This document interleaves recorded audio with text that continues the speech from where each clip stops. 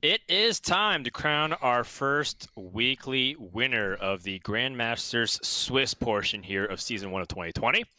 In the left side of the bracket, we will call it the west side. We will have Bloodyface, who has trumped Just Saying earlier, and then over from the Eastern Conference, if you will. These are just made up. That is not really applicable to geographic locations, so ignore that part. We have Empanizado, who has just beaten Frozen by a score of 3-1. Two players who have unusual decks and lineups, particularly because they are clashing philosophies. Bloodyface has a very aggressive face hunter in his lineup, which has served him well, and Empanizado has unusual techs and maybe even just bring in an old deck that is purely functionally play new cards at all in the form of the Galakrond Rogue. So lots of question marks heading into the series, and I am excited to get underway, TJ. Yeah, should be a good one. These are the players that I was excited about towards the beginning of the weekend, just because of things that you mentioned, but also because of their stories coming in. Empanizado, a new Grandmaster. He's a player that I've followed for a long time. I told a couple stories about it when he played in this group stage, and then Bloodyface just seems like he's on fire lately. It seems like he can't lose. He can lose, but just not very often. And I think his lineup is highlighted by the Aggro Hunter. It seems like every time we've watched it on stream, it just wrecks. Yeah. It just kills people very quickly. And it's the only hunter in Americas. It's found a small pocket of the metagame where it can just capitalize on some of the decks that are being a little bit slower or greedier or more combo-oriented. And it's just making them look silly. Yeah, the fact that Hunter has 12 cards at 1 mana just tells you what kind of deck this is, and I love it. I'm enjoying it a lot. Hunter has also the highest win rate throughout the entire weekend. The fewest amount of games, but over 25 games, they've won 16, clocking in at over 60% win rate. In America specifically, for Bloodyface, Ooh. he's won 6 out of 9 games, so it's particularly effective. And we're going to start things off with the 2 unique decks in their lineup, or unique classes, rather. Not many people brought Rogue, and only one person brought Hunter, and they're going to clash to start things off. I got to say that as the Rogue, when you lose cards like Ziliax at the beginning of rotation, I am much more afraid than Face Hunter than I ever have been before. Yeah, you get off to a pretty slow start as Rogue nowadays. There's not much going. You don't even play tempo tools like the deck once did with SI7 agent. You do have things like Seal Fate that can buy you some time early on in the game, but we'll see if he can stop some of the aggression that's going to be coming out from Bloodyface, but it's going to come in fast. Dwarven Sharpshooter, Leopard Gnome, Animal Companion. Probably just keep Dwarven Sharpshooter from the side of Bloodyface. And Empanizado has some good stuff. He's got Skyvateer. Keeps the Shadow Step as well. Oh, that is spicy. I haven't seen Shadow Step being kept in the opening hand in quite some time for Rogue. So, he must be looking specifically for like questing an Edwin to try and race. Because what else are you looking for Shadow Step for? Right. I mean, so let's think about like potential battle cry stuff. I guess if he found Evil Miscreant, but that's slow. That's really slow. I don't think he wants to praise Galakrond onto his opponent's minion, but what he can do is he can coin the Skyvateer, then double praise Galakrond and kill whatever minion that gets developed for Bloodyface. Yeah. Or the Dwarven Sharpshooter, if nothing gets developed. Yeah, I'm looking at this coin Skyvateer, and it's so unusual because Rogue is one of the few classes that coins anything on turn 1. Oh, is he going to pass? He's going to go for it? He's going for it! He sees. I mean, He obviously saw it, whether or not he felt it was like a good line to take. But here's the thing about the coin Skyvateer. It is extremely committal. You are very much just kind of playing with the top of your deck at that point, or hoping that the lackeys can help you keep the momentum up.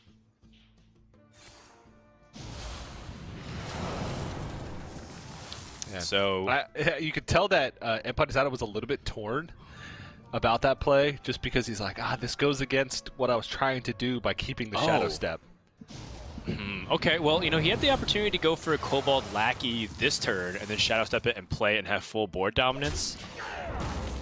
But the questing, he wants value. He wants the. He knows that, like, if he just keeps clearing these boards and using all of his resources to clear boards, he's going to lose in a race because bloodyface is just going to keep dealing damage every turn. Right.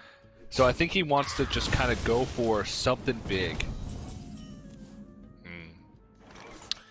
That trade was pretty subtle there. Like, yeah, obviously it looked pretty important maybe for bloodyface to do at first glance. Like, you know, it's a 3-2 and it's a 2-1, you get a trade up. But I wonder if pushing that extra 2 in the end might end up helping Empanizado.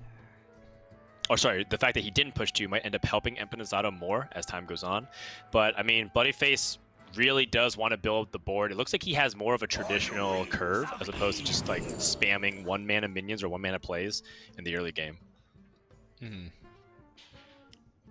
Some really expensive dragons come into the hand. 5 mana I would consider to be pretty expensive.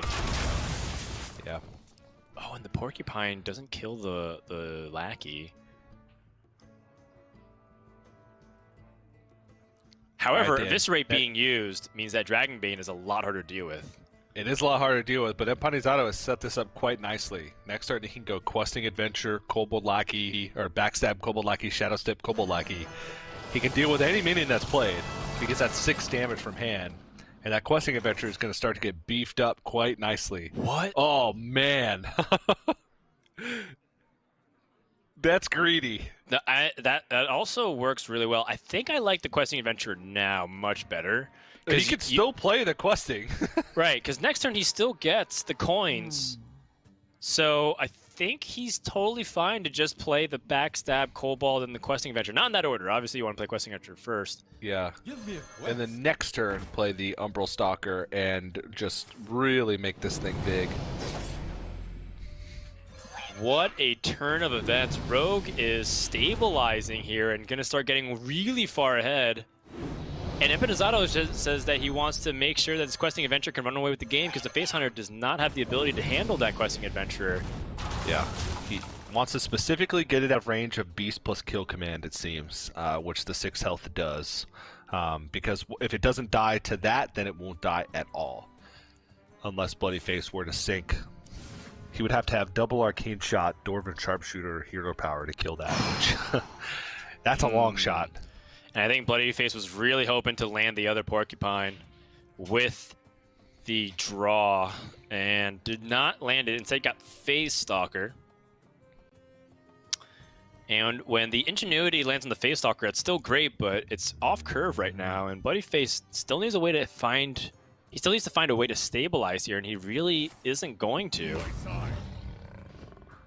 I really wonder if bloodyface is going to be able to do any more damage to Rogue this game. I think this might be over already. Yeah, this one seems quite over. Umbral Stalker is going to add a huge amount of power to this Questing Adventure.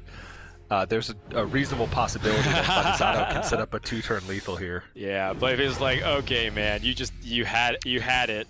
But I mean, that's the whole point of playing things like Questing Adventure. It's a risky setup, but the payoff is huge. And his ability to keep things like, his recognition to keep things like the Skyveteer and utilize Praise Galakron to get early game tempo paid off huge. And game 1 is going to go to Empanizado. There's no way Hunter can come back from this. Yeah, it's kind of funny. You say, oh, we just watched a Rogue versus Face Hunter game, and the game ended on turn 6. You're like, yeah, that happens to me all the time. I usually get run over by the Hunter. You know, Rogue doesn't have many defensive tools, and you follow it up with, no. The Rogue killed the Face Hunter on turn 6. Yeah, bloodyface didn't even get the explosive trap. Looks like he instead got the secret tactics. Pack tactics. Yeah. But Empanizado's still going to think this one through. It's not as easy as just attacking in and hoping that it's not explosive. He has lethal with explosive because he just plays Cobalt Spellkin and then plays the other, any of the 1-attack spells. Or the 1-cost spells, excuse me. Or Evil Miscreant Dagger up. Yep, that works too. Any or.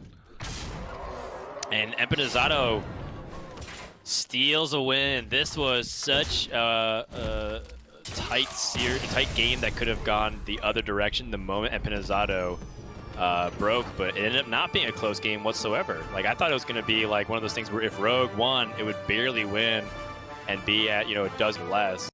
Instead, bloodyface stopped doing damage entirely. And what looked like it was potentially going to be a tight race ended up just being a complete blowout. And Rogue just can't be underestimated. I think, even in its worst time, Rogue still had a competitive chance to win games through things like the Edwin Van Cleef. And the Questing Adventure in this place was the replacement for Van Cleef. And overall, like, you got to just tip your cap to Empanizado. Like, Rogue is not a common class here. He also built it unusually, and he found an unusual line. Like, what else do you really want? Yeah. And it just goes to show that, don't underestimate any class right now, because it feels like bloodyface on the exact same side with Hunter, with the Face Hunter coming in and having a fantastic performance across the Swiss. And after that, you mentioned highest win rate archetype or deck overall. Even with that loss, he's won 6 out of the 10 games that he's played. So a 60% win rate with the Hunter deck's quite good.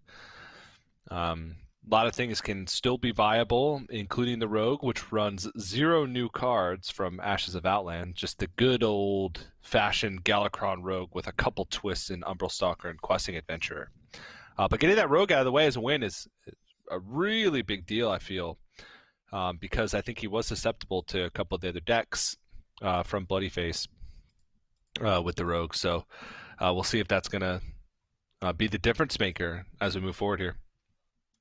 All right, so that's just game 1, and we still have a lot more Hearthstone to play, but, I think bloodyface is pivoting off the Hunter just to kind of give it a little break, and also there are some decks that it might struggle more against. We'll go ahead and pick it up later. For now, we go to a Warrior versus Warrior, a very explosive matchup that can go either way. The Boom, the Blastmaster Boom, used to be really important for a lot of these bomb decks. It was like you would keep Blastmaster Boom in any ways to summon those boom bots through the Bomb Wrangler and also the Clockwork Goblin Wrench Caliber. But bloodyface just going to go for that early game curve. I think it's the play style has evolved a lot to try to favor early game pressure and try to get card draw, and then after you set everything up, go for Blastmaster Boom. Dan. What's up? It's a Kobold Sticky Finger. It's not useful right now, obviously. The tech cards, man. The tech cards here from Empanizado. The tech card from the Sky Raider. So we're saying. Horde Pillager and Cobalt Sticky Finger. There's a lot of interesting weapon support play and counterplay available right now in the neutral set, and it is particularly interesting to see pirate dynamics come into play. Neutral pirates. Neutral pirates come into play. Yeah. Well, that could be a big swing here. bloodyface ends up investing a good chunk of his turn into developing a weapon, especially if it's a buffed weapon. Right. From the Corsair cache, and Empanizado just steals it. Well, this is the perfect turn to play Anchor because it plays around the Cobalt Sticky Finger. I mean, obviously, bloodyface isn't going to play around that in almost any scenario. Still funny. Still very funny, yes. Bomb Wrangler versus Anchor. Anchor just helps you get your card draw. And that card draw is super important for the Warrior to get those big combo plays off. I feel like most people, when they hear the term combo, associate it with trying to go for game-ending damage combos, but Warrior just has a bunch of combos to do all kinds of stuff. Answer the board, push damage, or even just draw their entire deck. Yeah, I feel like this, maybe even some variations of this should be called Combo Warrior. Right. Because if you look at the versions that play the Serpent Egg plus Terran Gorfine, that's a combo. Yes. Risky Skipper plus anything with Battle Rage, that's a combo. Right. The damage from hand with Bloodsworn Mercenary and Corkin Elite Inner Rage, that's a combo. Right. Risky Skipper with Bomb Wrangler to build a board. That's a combo. It's Combo Warrior. Milkshake and fries. That's a combo. TJ and Frodan. Also a combo. Man, this deck has everything. It does. It really does. You could also call it Everything Warrior. Everything Warrior. The Supreme Warrior, right? Because it's it's got all the toppings, the works. Yeah, that's right. Huh. Okay, so Terran Gorfie, not the best. Played as a 3/4, but doesn't seem particularly strong. He can see what's in the Anchor, but it looks like it's just going to be a Sky Raider. And I guess he could do that, play the Anchor, get the Sky Raider, and then play it and hope for another Pirate. Or he could just go with Risky Skipper and Bomb Wrangler. But this is a pretty liberal use. Oh, you're talking about TJ? That's a combo. Yeah. I mean, that's a small combo. Wow, bloodyface combo warrioring it up. That's a small combo. That's like a number 13. That's a Happy Meal. Number 13 is reserved on the menus for like people who have really specific tastes. It's like I would like 3.5 nuggets and like a they all have to be shaped like the boot. Like a room temperature soda water. It's like, really, man? It's like, yeah, I'll give you $7 for it. It's like, okay. Plus tax.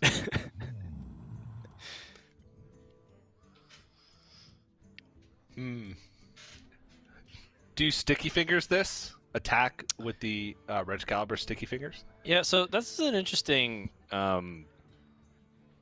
series of decisions. You can almost convince me of like anything here. Yeah. Except for Bladestorm. I would just I would veto anything that involves Bladestorm.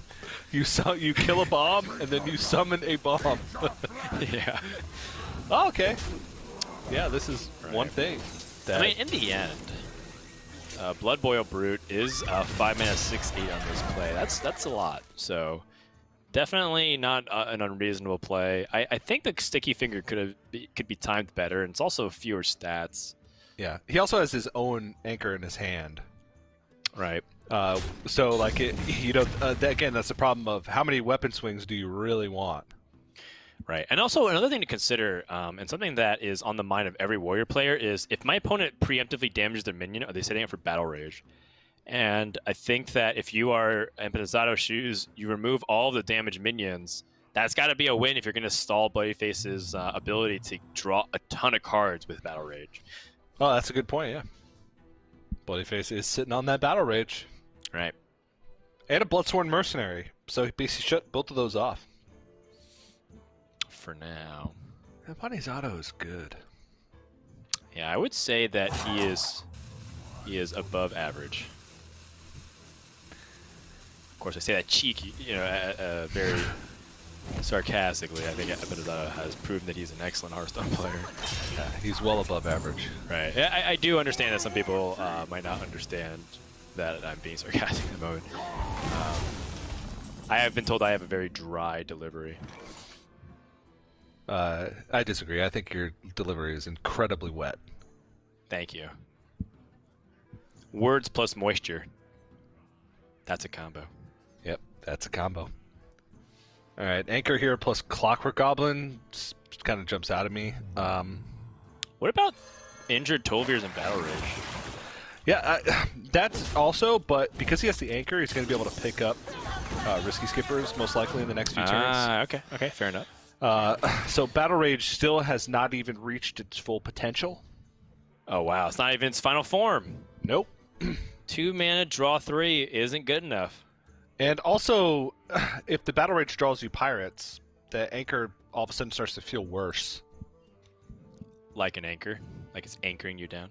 Yeah, like it's anchoring you down in your hand, which is not a great feeling. No, feels pretty heavy, I imagine. It does. Red Caliber into Dread Corsair. That's a combo. Well, I mean, he's following it up. He's not just done with it. We're starting to approach the point of the game where Bloodyface is trying to actually mount a real offensive here, and Empanizado has some defensive measures, but once again, Bladestorm not looking too hot. I will say that I've generally been open-minded to Empanizado's tech choices, and a lot of them have panned out. I think Bladestorm is one of the more controversial ones, though, because it feels like there's a lot of times it's kind of been dead in the hand. But the 1 or 2 times he's been able to play it effectively, it looked great. So I imagine that in practice, that's kind of exactly what Empanizado was thinking. Like, yeah, I know sometimes it's just going to kind of sit there, but, you know, I will wait for the times that it is very good. Ooh, risky skipper. Risky skipper. So he can steal the weapon and then play Dread Corsair. That's fun. Oh, wow, you're right.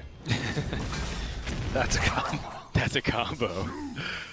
Oof. So hits the Armor Smith. So that's about the max cards he's going to get from Battle Rage if he wants to go for it. Yeah, 3 cards since the Armor Smith would die. Oh no! Drew a bomb. Drew a Dread Corsair. Ah, the injured Tolvir. Something I can't believe I just realized that injured Tolvir, when it damages itself, it gets an Armor Smith armor. Yeah, it activates the ability of Armor Smith. Also, it activates the ability of Frothing Berserker. Ah, yes, it does. What now? Let's see. What can we do here if you're bloodyface? Do you want to just draw cards with this Bloodsworn Mercenary? You can go ahead and replicate the Dread Corsair and then Battle Rage. Then you can see what you gets drawn. It's not great. Your flaws are your strength. In fact, what makes this extra not great is that there's a risky skipper on the other side of this that he can't get to right now. Oh my goodness, he drew 2 bombs! Oh my goodness, what has happened? And now Bloodyface can't attack into this injured Tolvir. Empanizado's just like, wait, what? What a turn of events. 3 cards. That's game. Were drawn, and right? all he needed to do is not draw like the 3rd bomb. Oh, it's not quite game because if he doesn't have a weapon to steal. Well, he has the Horde Pillager, but he has Anchor and Wrench Caliber. Wait, what if he just Corsair Cash? Then he won't have mana to play Bladestorm. What now? With the Wrench Caliber. Bladestorm.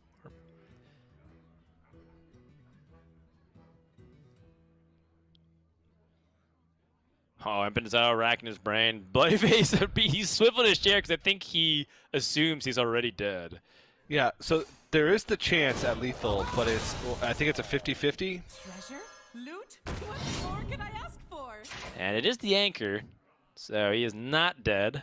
No, I mean, it's at least he gets to... Yeah, so he had a 50-50 for lethal there, or he had like a very powerful on-board play of Corsair Cash, Wrench Caliber, double Dread Corsair. Right. So like, you know, both of those things end up being... He still puts Bloodyface... I like the attack to face, because that means he puts Bloodyface down to 1, which means that... Oh, the Armor Smith! Yeah. Sorry to cut you off, TJ, but that's a pretty big moment. And now this Blood Brute can come down too. Although I think he wants to armor up this turn. What's the best way to go about this, actually? Oh, Bloodyface sits up in his chair. He's like, okay. All right, we got a game. We got a game. Is this supposed to... Actually, is it better to... Gore Fiend? No, there's no way, right? Because you end up losing that armor bonus you get. Yeah. But you do get to play Serpent Egg and then the Gore Fiend, as opposed to the Brute. But the Brute's more damage, and you also have to think about how you're going to end this game, because next turn you have the Core Crown Elite from hand. Yeah, I definitely like this Brute. Yeah, I think the Brute and just set up hero power. Do you need a hero power? He's at 8. 8. Okay. And he's going to be at more if he plays the Serpent Egg, right? It's more armor if he doesn't hero power. Whoa, this would be quite the comeback. Down to 1 HP. Empanizado doesn't have lethal, not anywhere close now. Well, technically he might. With the bomb wranglers? Risky Skipper Bomb Wrangler. There are no bombs left in the deck for bloodyface. He drew all of them.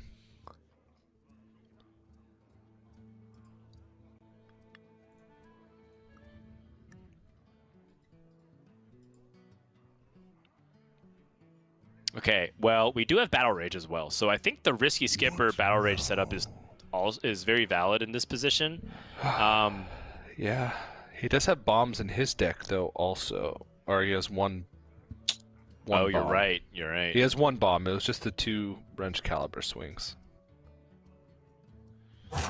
and he already has drawn one. Ooh.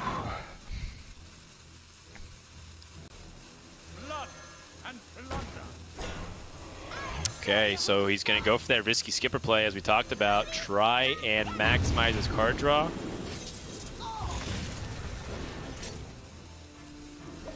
Finds Blastmaster Boom, which is sort of a dud. Kargath Prime. If that card can get to the... can be shuffled into the deck and the armor gain starts chugging along for Empanizado, that might be his comeback. Yeah.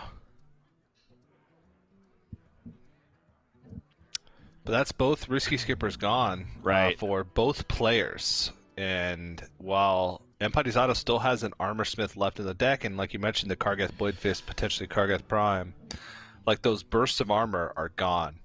So, and also the ability to clear like those annoying board states are gone as well with Risky Skipper.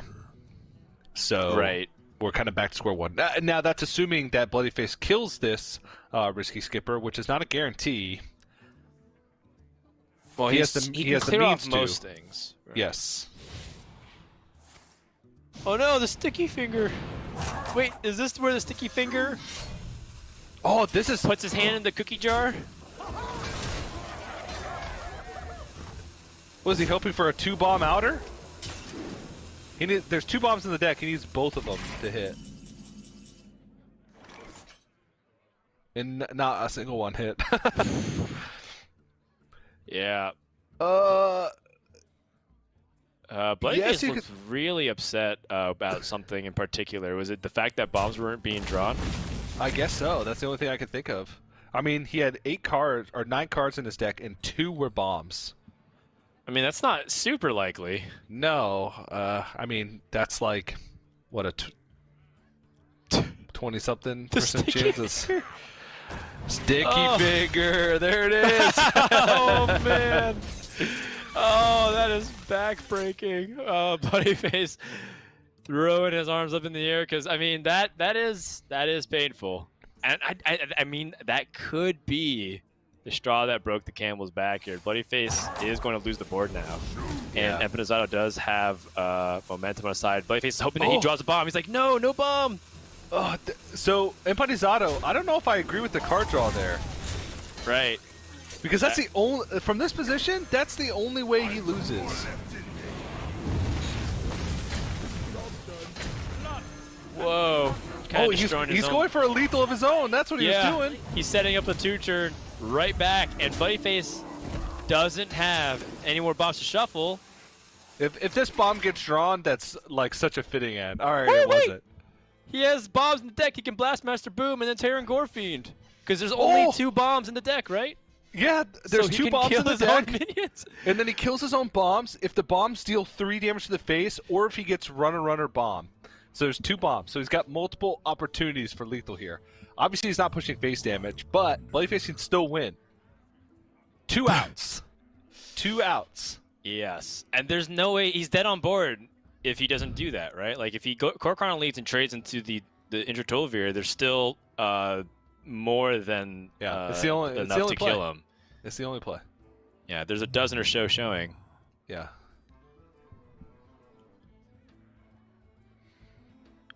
He's just trying to think to himself, how did it come to this? Are there 3 bombs in the deck, TJ, and we're just like ignoring something? Discounting no. it? There's 2. Okay. Here we go. 4 boom butts. Oh, jeez. He might just win right here. So if he gets 3 to face, he needs 1 bomb. If he doesn't... Oh. Okay, he only needs 1. Oh! 1 bomb. Oh, no bomb drawn!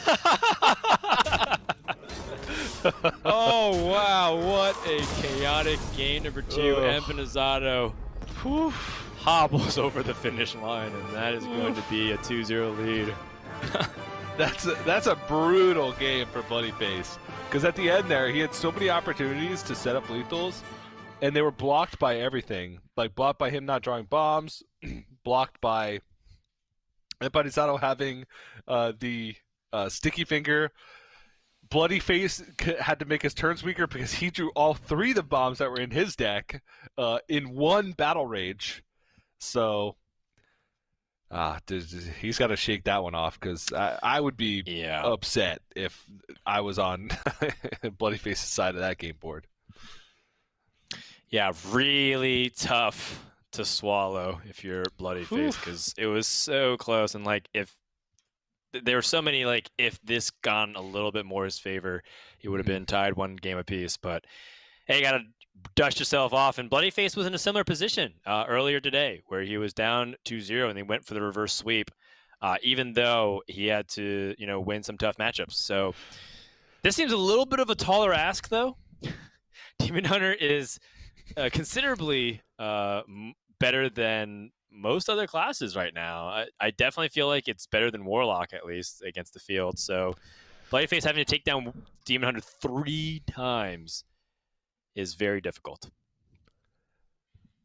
Especially the tempo Demon Hunter. Because sometimes combo Demon Hunter, even though in some matchups it's better, it does beat itself sometimes more often than the tempo Demon Hunter. Tempo Demon Hunter just seems difficult. I'd say, sure, you could beat it 2 times in a row. I'll believe that. But 3 times in a row? No way. Sottle is more likely to give Raven a hug than Demon Hunter is for being beaten 3 times in a row. You sure about that? Even in the current climate of what's going on right now in the world? This ends now. If there was no global pandemic and Sottle and Raven were sat next to each other on a day-to-day basis for the next 8 weeks of Grandmasters, Sottle would be more likely to give Raven a hug than for someone to beat Tempo Demon Hunter 3 times in a row. True. Sottle's just not a really touchy person in general, so I've never seen him actually hug Raven. Yeah, I don't know if I've ever seen him hug anybody.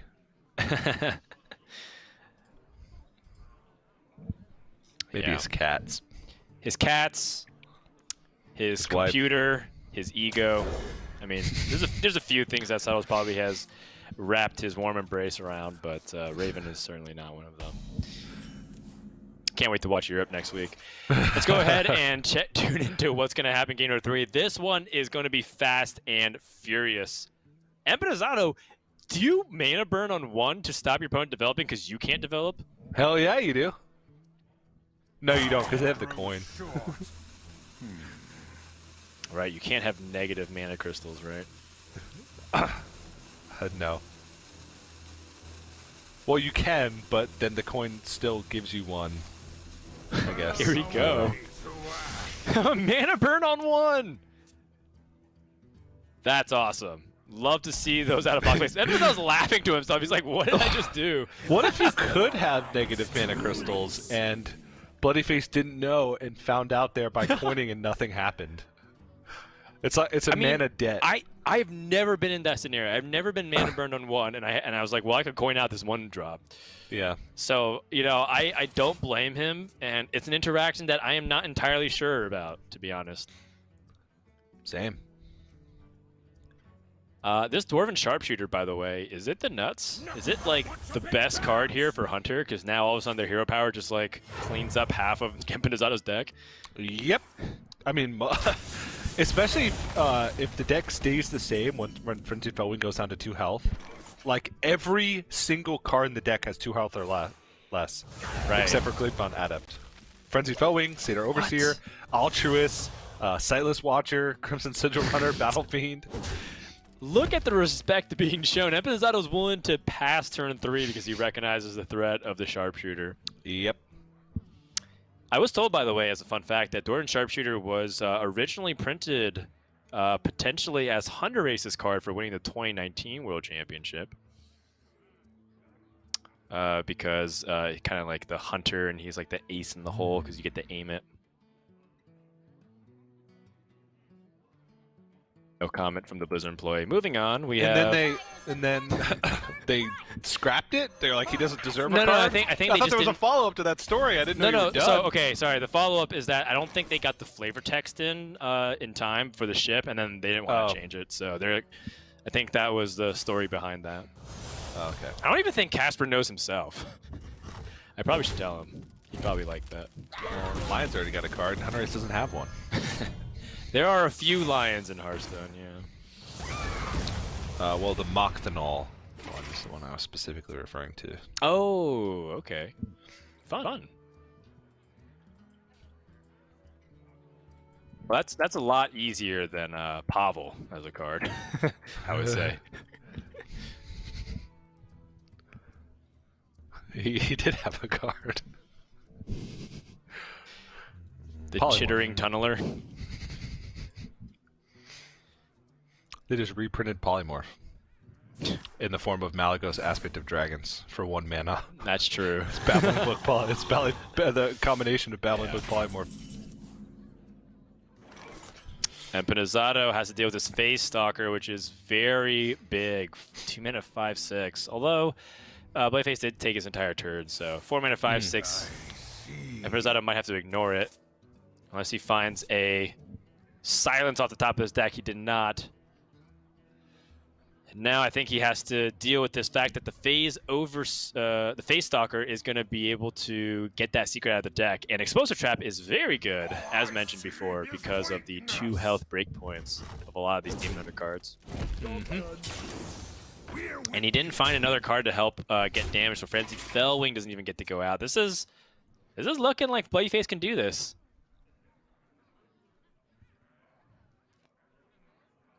So we're looking at hero power for sure this turn, just to get those secrets out and help you fight back onto the board. It's And then probably an evaluation after that, depending on what secret you get. Because if you get the pack tactics, it is worth evaluating if you want to play the Augmented Porcupine instead. Because then Face Stalker and Porcupine are both threats that Empanizado wants to trade into, but he is incentivized not to.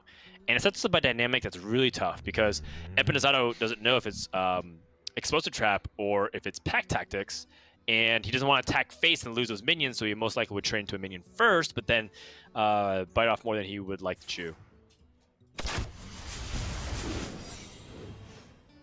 For reference, there is only 1 Pack Tactics, and there are 2 Explosive Traps, so it's more likely for Explosive Trap. Yep. And it is Explosive Trap. I just confirmed. So Empanizado should be able to run the numbers himself and assume that it is Explosive Trap because of the reasons you just mentioned. Interesting. So is this a bluff by Bloodyface? Huh? No. By Arcane Shouting, you're actually protecting the Face Stalker. Yeah. Now Empanizado's like, well, all the more reason to. Like, it's like, okay, this doesn't look like Explosive Trap to me. And the Questing Adventure, this is an instance where it's not really going to pay off. This card looks very weak in this position.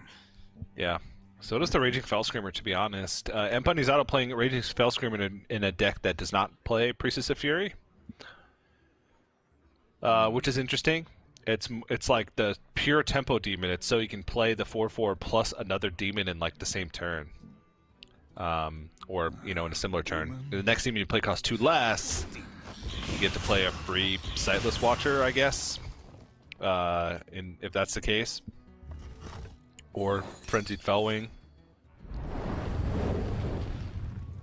But I think Empanizado really needs to improve his hand. So Sightless Watcher going to be important to try and pick up like Skull of Gul'dan, or did he pick up the Warglaves? He chose so quickly. I didn't see for what he decided to put on the top of his deck. I guess we'll see next turn. Double the Stalker, double the fun. Yeah, well, that'll pull the second explosive trap and Yeah, lots of the pack phasing. tactics. And Empanizado does not have an easy way to deal with this. He knows that he can't deal with the Phase Stalker. He's just going to go ahead and Skull and Gul'dan. Really powerful cards being put into the hand, but Empanizado just might not have enough time. Now, that being said, it's not impossible. Yeah. Okay. Oh, he conceded. He wasn't dead, but it was just very unlikely that he would win. Yeah, he would need to, if he drew exactly Skull Gul'dan next turn, the second one, he could Ultra Skull Gul'dan and then just runner a bunch of I-beams. Right. Well, he actually used I think he used his early I-beams. Remember, he used the I-beam on the he used one I-beam. He had used one I-beam, yeah. Yeah. So well. He was in a tough spot regardless. Yeah, there was. I don't think there was any way he could have won. Yeah, but still got a couple more chances.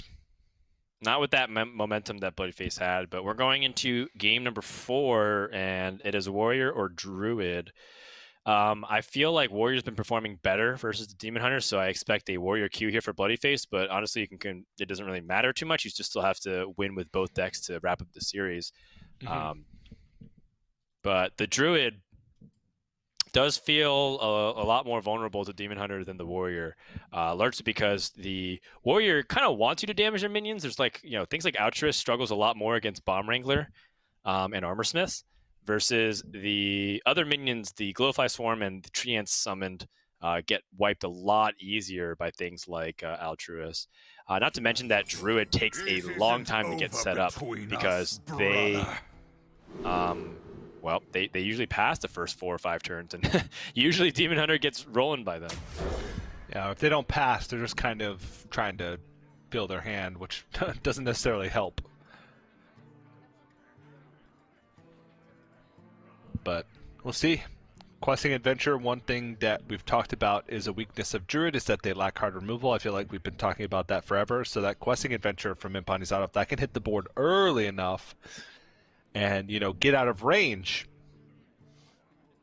of all the removal spells that bloodyface has pre-7 mana, he could run away with the game with just the Questing Adventure alone, just by keep buffing that up turn after turn.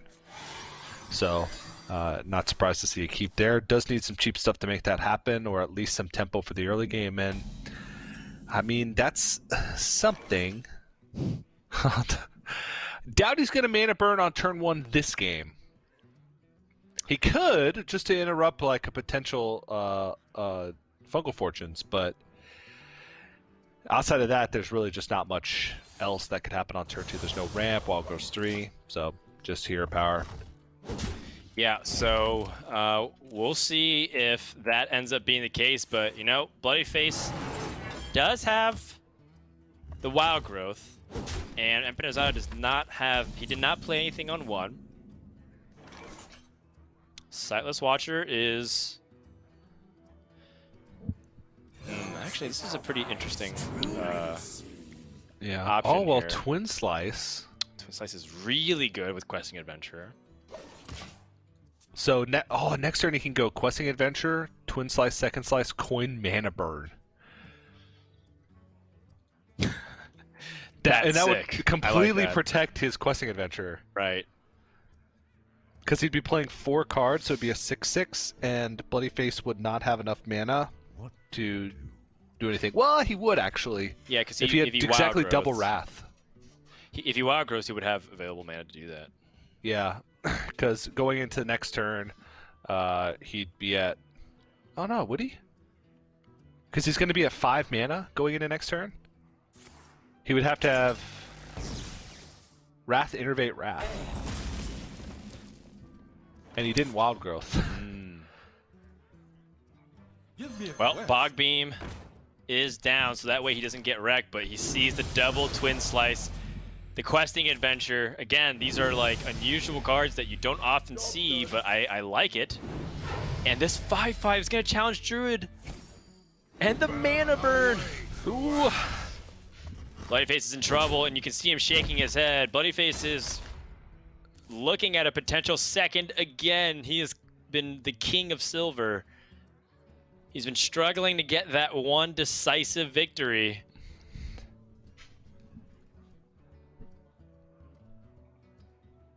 And it looked like he might be in that similar position. Oh, Innervate Wild Growth. Oh, Right. jeez. And Empanizado, if he picks up another cheap card, Crimson Sigil Runner is going to ruin his day. Oh, boy. I mean, that's good, too. That's amazing. And I think Empanizado was, with seeing how the Questing Adventure plays in practice, is really just trying to punish the decks that take a long time to ramp up. Sure, Druid can pull off some amazing stuff, but you do have this window of opportunity to pressure them, and the Questing Adventure seems particularly impressive both in the Rogue and Demon Hunter this tournament. Mm-hmm. And Bloodyface drawing Bog Beam number 2. Doesn't look like he can do much here. Yeah, he can Bog Beam the Overseer and Crystal Power the 2/2. Or he can just hope that his very next draw... See, even if his very next draw is Kael'thas, it doesn't matter. Because he would Kael'thas, Bog Beam, Ironbark, and then play a Gift of the Wild on Kael'thas alone. I think his next card specifically would have to be... he would have to... Okay, so he has to kill these minions.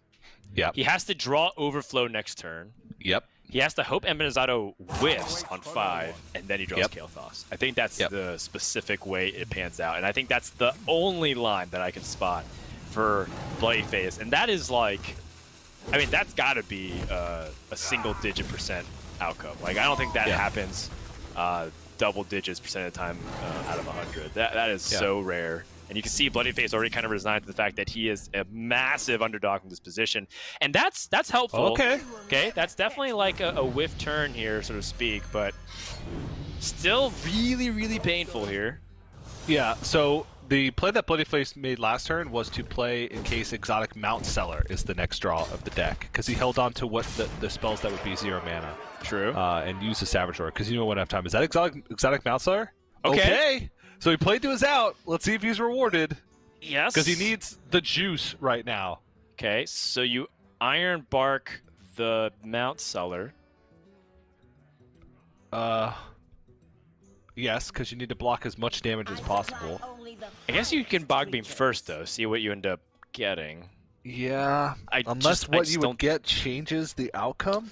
Like if you get Diving Griffin from Ironbark, wouldn't you want to Bog Beam the Questing to try and get another rush?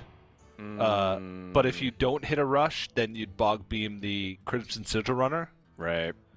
At this point, he's just hoping for like Silverback Patriarch. Silverback Patriarch, is that what it's come down to for Bloodyface to survive just one more turn? And the answer is yes. I mean, that's also not assuming Empanizado just has Silence in his hand ready to go.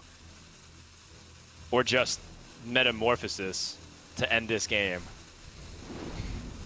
Okay, gonna Bog Beam the Questing Adventure, just try and weaken it a little bit. Silverback Okay, it's Patriarch! Silverback Patriarch! Okay, he got a taunt, But the Skull of Gul'dan Oh, jeez. is not what Bloodyface wants to see, and Empanizado just gonna hesitate to think real quick if there's something that he's not seeing, but Skull of Gul'dan's gotta be it.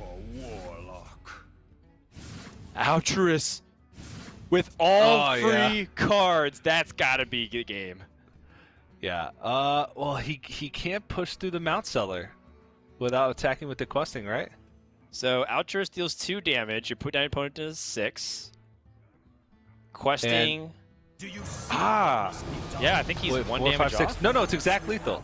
Oh, no, because the Silverback Patriarch kept him alive! Oh, he plays the Sated Overseer here. Yeah. He can trade in, but it does look like he's 1 damage off in my book. I mean, Bloodyface is dead. I don't think there's a single draw in Bloodyface's deck that gets him through this. Yeah, precisely. Even if he draws Overflow into Bog Beam, Moonfire, Innervate, Wrath, he's still dead. So Soul of the Forest. And that's it.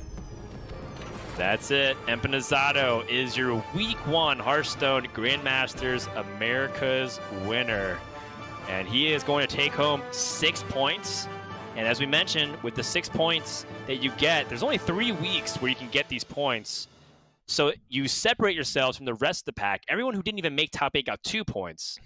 You put yourself in a really good position. 2 points or fewer, excuse me. You put yourself in a really good position to guarantee that you're not going to get relegated. It's not 100% guaranteed, because if he bombs out twice in dead last, I think there's a chance that he still lands in a lower division. But what a case Empanizado has made for his welcome party at Hearthstone Grandmasters for Americas. That is what you want to see. That's what we want, new blood, because as much as things change, things do remain the same for some players like bloodyface, who end second. But Empanizado takes home the W for the day. And bloodyface and Empanizado both should be proud. Those were some unusual games, unusual decks, and I think that was a really fun finals that we had. Yeah, really fun finals. Bloodyface, a very upsetting finals for him, I'm sure. But there was a couple of key plays from Empanizado that allowed him to lock things up. Or, at least against Frozen, he really showed, just how, next level player he is, and that is a big statement from him coming in first season. And like we talked about and you just mentioned, all but protects him from relegation, automatic relegation at least. Right. In his first season. Even getting in Division A, you can still get it down to the relegation bracket, but it even seeds you further up into the relegation bracket, which means you have more chances. So he's got to be feeling pretty good about that, and I'm just impressed overall. Impressed by him, but also just impressed by bloodyface's continued consistency. Obviously, he didn't win here, but that's just another finals appearance. That's just another above average performance for him across the tournament, which just seems to be the case ever since we moved back to Conquest, right? It was just Specialist that was his downfall. That's where his lull in results came from. He had all these championship performances, world championship, and then a gap for Specialist. And then we switched for Conquest in Season 2. He qualifies to Global Finals, makes it to the Finals, and now he's back again. So crazy to see. Yeah, so really good job by Empanizado. But this is just the first week of 3. And next week we're going to be having a new meta, because the format will be changing. We're playing last hero standing, best of 5. So it's going to be the same Swiss into the top 8. So they get to see that. But the patch coming out in 24 hours plus change, give or take. Mm-hmm. It's going to make it exciting to see what ends up happening and what classes stay on top, what new challengers rise up, and who maybe gets knocked down a peg or two. I'm very excited to see, TJ, because I would say almost all the top classes lose something here. Yeah, they do. The top classes lose something, and it's the debate between if the metagame's going to slow down or speed up is still there. Whether or not Demon Hunter will actually be nerfed, or one of the strongest counters to it in the metagame, Warlock, getting also a nerf with Sacrificial Pact is going to make it just be in the same spot. A lot of crazy stuff to come in the next week with Last Hero Standing, and plus that. I don't even know what's going to happen. Dan, we have to practice Last Hero Standing again, because I have no idea. My brain hasn't thought about it for so long. It's been well over a year and a half or 2 years before since the last time I've cast Last Hero Standing. Right. And I think I've played Last Hero Standing more recently than I've cast it. So I'm looking forward to it as well. And that's going to be starting this Friday, beginning with Asia Pacific again. And then we're going to restart it all. But, with week 2 in, I think now that with 1 week of practice, everyone's going to be leveling up and have the right expectations. So if you've missed any part of this broadcast, we are done, so go ahead and check the recaps out and all the standings and schedules, VODs, deck lists, and all the results over at playhearthstone.com/esports. And of course, the VOD pretty much just goes live right after this on the youtube.com/Hearthstone Esports channel. Big shout out to T-Mobile for supporting Hearthstone Esports, helping us stay connected during these tough times. And with this, week 1 of Hearthstone Grandmasters in the year 2020 is done. So we're going to sign off here. And from TJ, Frodan, and everyone else here as part of Hearthstone Esports, thank you for watching. And we'll see you next time for more Hearthstone action. Hearthstone Grandmasters is brought to you by T-Mobile, helping you stay connected to what matters most. Learn about T-Mobile's COVID-19 response on T-Mobile.com.